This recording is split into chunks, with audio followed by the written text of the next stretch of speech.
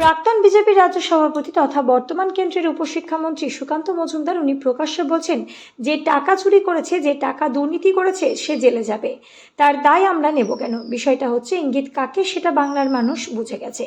তাই এত ওয়াশিং মেশিনে গিয়ে এত ডিটারজেন্ট পাউডার মেখেও উনি পরিষ্কার হতে পারছেন না। উনি পারছেন না চাকরি চুরি থেকে বাঁচতে, উনি পারছেন না ত্রিপল চুরি থেকে বাঁচতে, উনি ট্রান্সপোর্টের কোটি কোটি টাকা দুর্নীতি থেকে বাঁচতে। সে সময় যেখানে যেখানে তৃণমূলের উনি অবজারভার ছিলেন সেখানে ভোটের প্রার্থী দেব বলে কোটি কোটি টাকা নিয়েছে, সেটা বাংলার মানুষ জলের মতো বুঝে গেছে। ওই লোডশেডিং বিধায়ক মেদিনীপুরের মেজবাবু তার সম্বন্ধে বাংলার মানুষ জেনে গিয়েছে, তাই তো তাদের রাজ্যমন্ত্রী উনি প্রকাশ্যে এই কথাই বলছেন। এরপরেও কি মেজবাবু চুপ থাকবেন?